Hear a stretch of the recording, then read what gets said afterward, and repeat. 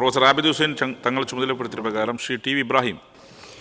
Sir, മെച്ചപ്പെട്ട ജീവിത നിലവാരവും മികച്ച ജോലി സാധ്യതകളും നേടി കേരളത്തിലെ ആയിരക്കണക്കിന് വിദ്യാർത്ഥികളാണ് പല വിദേശ രാജ്യങ്ങളിലേക്കും വിദ്യാഭ്യാസത്തിനായി വർഷം തോറും കുടിയേറുന്നത്. ബാങ്കുകളിൽ നിന്നും വായ്പ കൂടി ലഭ്യമാക്കുന്നത് ഇവർക്ക് വേഗത്തിൽ വിദേശ സർവകലാശാലയിൽ ചേരുന്നതിന് സാധ്യത കൂടുകയാണ്. ഇത് മുതലെടുത്ത് വിദേശ രാജ്യങ്ങൾ അഡ്മിഷൻ ശരിയാക്കി കൊടുക്കുന്ന ഒട്ടേറെ റിക്രൂട്ടിംഗ് ഏജൻസികളും അവരുടെ ഏജന്റുമാരും നമ്മുടെ ക്യാമ്പസുകളിൽ പോലും കടന്നു വരികയാണ്. വിദേശത്താകട്ടെ കേരളമടക്കമുള്ള ഇന്ത്യൻ വിദ്യാർത്ഥികളെ തള്ളിക്കയറ്റം കൊണ്ട് ഒട്ടേറെ ഗുണമേന്മയില്ലാത്ത വിദ്യാഭ്യാസ സ്ഥാപനങ്ങളും പ്രവർത്തിച്ചു വരികയാണ്.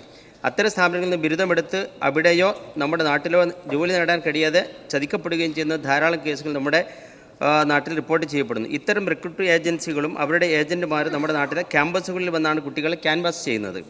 ക്യാമ്പസുകളിലെ പല പരിപാടികളും സ്പോൺസർ ചെയ്യുന്ന പോലും കോളേജ് യൂണിയനുകളുടെ പരിപാടികൾ പോലും സ്പോൺസർ ചെയ്യുന്നത് ഈ ഏജൻസികളാണ്.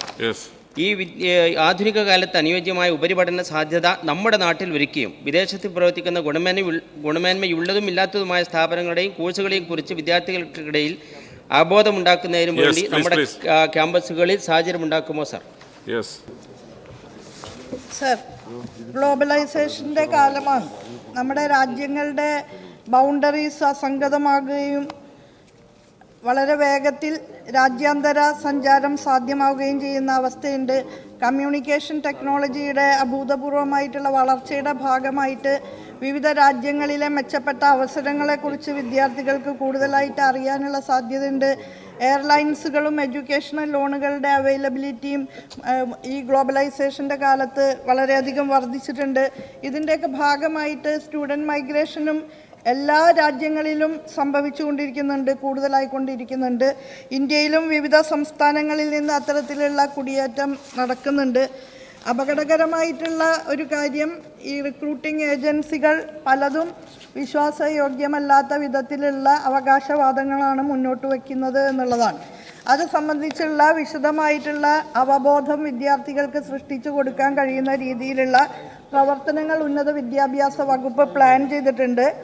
നേരത്തെ ഇവിടെ സൂചിപ്പിച്ച ഡോക്ടർ സജി ഗോപിനാഥ് അധ്യക്ഷനായിട്ടുള്ള സമിതിയുടെ ശുപാർശ പ്രകാരം വിദ്യാർത്ഥി കുടിയേറ്റവുമായി ബന്ധപ്പെട്ട് സമഗ്രമായിട്ടുള്ള വിവരശേഖരണം നടത്തുക, രജിസ്ട്രേഷൻ പ്രക്രിയയിലൂടെ വിദ്യാഭ്യാസ കൺസൾട്ടൻസി സ്ഥാപനങ്ങളുടെ സമഗ്രമായ വിവരശേഖരണം നടത്തുക, ഉന്നത വിദ്യാഭ്യാസ കൗൺസിലിൽ state authority for students overseas migration രൂപീകരിക്കുക, ഉചിതമായ പരാതി പരിഹാര സംവിധാനം ഏർപ്പെടുത്തുക, വിദ്യാർത്ഥികൾ നൽകുന്ന ഫീസുകളുടെ ഉത്തരവാദിത്തം ഏജൻസികൾ ഏറ്റെടുക്കുക, വിദ്യാർത്ഥികൾക്ക് മാർഗനിർദ്ദേശം നൽകാൻ ഉന്നത വിദ്യാഭ്യാസ കൗൺസിലിൽ പുതിയ സംവിധാനം ഏർപ്പെടുത്തുക, വിദ്യാർത്ഥി താൽപര്യാനുസൃതമായി സംസ്ഥാനത്ത് പഠനങ്ങൾ പ്രോത്സാഹിപ്പിക്കുക, കേന്ദ്ര വിദ്യാഭ്യാസ വിദേശ മന്ത്രാലയങ്ങളുമായി ആവശ്യമായ ചർച്ചകൾ നടത്തുക, മലയാളികളായ വിദ്യാർത്ഥികളുടെ കുടിയേറ്റം സംബന്ധിച്ച കൃത്യമായ കണക്ക് ദേശീയ ഉന്നത വിദ്യാഭ്യാസ സർവേയിലൂടെ ശേഖരിക്കുക,